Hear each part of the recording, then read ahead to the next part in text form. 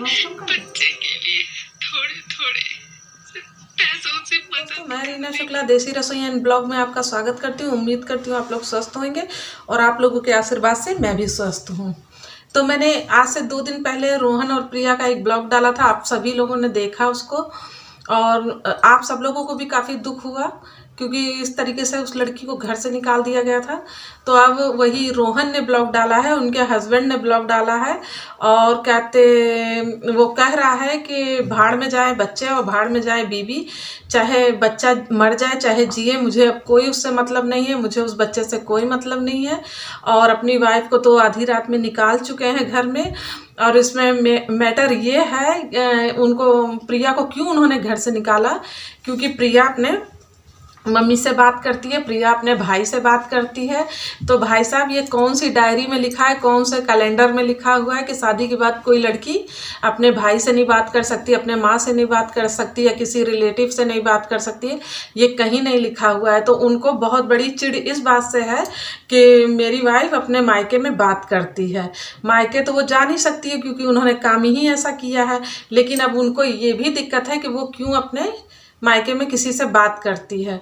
तो क्या शादी के बाद रोहन ने अपने माँ बाप को छोड़ दिया है, अपने माँ बाप को नहीं देखता है, हैं? और दूसरा उन्होंने क्या प्रिया के ऊपर इल्ज़ाम लगाया है कि थाली भर भर के ये मेरे यहाँ खाना खाती है और कहते बात अपने मायके में करती है। तो ये तो कहीं नहीं इस तरीके का कायदा कानून है कि जो लड़की अपने ससुराल में खाना खाएगी तो वो अपने माँ बाप से बात नहीं करेगी। आज उस लड़की का फिर से मैंने एक वीडियो देखा है, भीख मांग रही है वो लड़की, ट्रेन में बैठी सॉरी किसी के घर में बैठी हुई है और गिड़गिड़ा रही है, अपना पेटीएम नंबर दिया है, एटीएम का वो दिया है कि प्लीज़ मेरी सहायता करो और कहते मेरे उसमें पेटीएम में पैसे लगा दो, उसका बच्चा भी बहुत ज़्यादा बीमार है और वो खुद भी बीमार है। ऐसा वो बंदा है, वही रोहन है जो उस प्रिया के लिए मरता था और घर से उसको भगा लाया था। वो वाली हालत कर दी, धोबी का कुत्ता ना घर का घाट का। प्रिया की ऐसी हालत कर दी, ना तो अपने पास रखने लायक छोड़ा, ना माँ बाप के पास जाने लायक रास्ता छोड़ा, दोनों रास्ते बंद कर दिए और रोहन दूसरी लड़की के साथ अपने घर में आराम से रह रहे हैं। तो ये रोहन की मानसिकता है कि कहते बताओ इतने छोटे से बच्चे को, अरे तुम वाइफ की टेंशन ना करो, कोई बात नहीं, वाइफ की टेंशन ना करो ठीक है, लेकिन वो छोटा सा नवजात बच्चा है और इतनी कड़ी ठंड चल रही है, दर बदर वो भटक रही है, आज उसके बच्चे की हालत इतनी ख़राब है और कहते तुम दूसरी लड़की के चक्कर में पड़े हुए हो, इतने उस बच्चे की तबीयत खराब है, अगर भगवान ना करे उस बच्चे के साथ कुछ ऊंच नीच हो जाती है तो कहाँ तुम मुंह दिखाओगे, कौन सा मुंह लेके ऊपर जाओगे। इतना छोटा सा बच्चा, इतना प्यारा बच्चा भगवान ने तुम लोगों को गोद में दिया है, तुम नहीं उसको संभाल पा रहे हो और कहते यही करने के लिए तुम लोग घर से भगा के उसको लेके आए थे और एक टाइम का तुम उसको खाना नहीं दे पा रहे हो। एक लड़की का जीवन इस तरीके से बर्बाद कर दिया। कोई भी घर में, हम ये नहीं कह रहे किसी घर में लड़ाई झगड़े नहीं होते, सबके घर में लड़ाई झगड़े होते हैं, चाहे वो लव मैरिज हो चाहे अरेंज मैरिज हो, सबके घर में 4 बर्तन हैं तो वो खटकेंगे जरूर। लेकिन इस तरीके से कोई हस्बैंड अपनी वाइफ को नहीं निकाल देता, कोई वाइफ भी ऐसे नहीं होती है कि अपने हस्बैंड पे बिगर बात के इल्ज़ाम लगा देगी।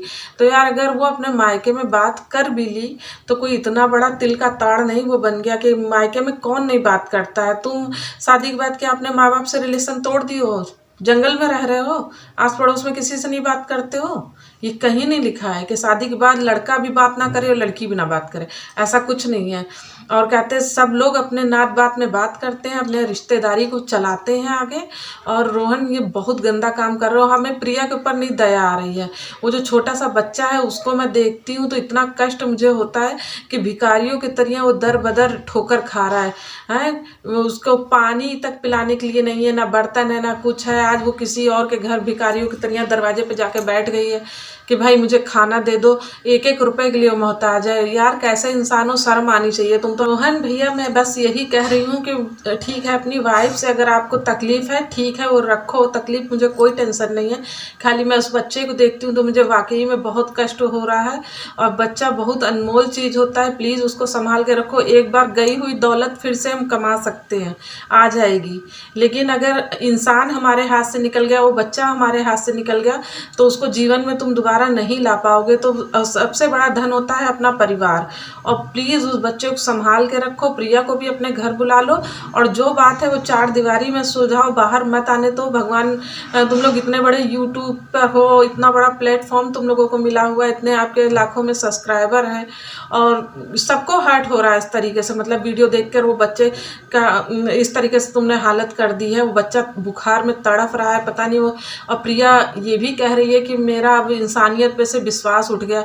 यानी उसको रास्ते में भी किसी ने कुछ गलत बात बोली हो या कुछ भी गलत हुआ हो उसके साथ, तो बार बार प्रिया ये कह रही है कि मैंने घर से बाहर पैर रखने के बाद ये देख लिया है कि इंसानियत है नहीं। तो यार कुछ शर्म करो रोहन भैया, और प्रिया को घर ले आओ। आप बहुत समझदार हो, पढ़े लिखे हो, मैं आपको भी ब्लेम नहीं दे रही। प्रिया की भी गलती होएगी, मैं किसी का पक्ष नहीं ले रही। ये भी नहीं कि प्रिया बहुत अच्छी है और आप बहुत ख़राब हो।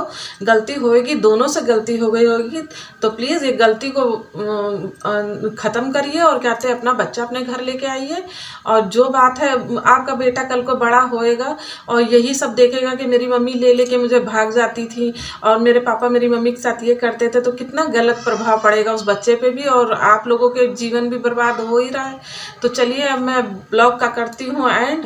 और प्लीज़ रोहन भैया, फिर रिक्वेस्ट कर रही हूँ, प्रिया को बुला के लेके आइए। और रोहन भैया ये भी कह रहे हैं कि कहते प्रिया का मैं वीडियो नहीं देखता हूँ, लेकिन भैया आप, हम लोगों को पता चलता है कि आप उनका वीडियो देखते हैं और आप हर खबर रख रहे हैं। खाली आप अपने अहंकार में जी रहे हैं कि कहते हैं ना, अहंकार को नहीं ख़त्म कर रहे हैं। अहंकार ख़त्म हो जाएगा ना आप दोनों का, तो आप दोनों की गृहस्थी बहुत अच्छी हो जाएगी। तो चलिए हम लोग वीडियो का एंड करते हैं, फिर मिलूंगी मैं नेक्स्ट वीडियो में। तब तक के लिए नमस्कार।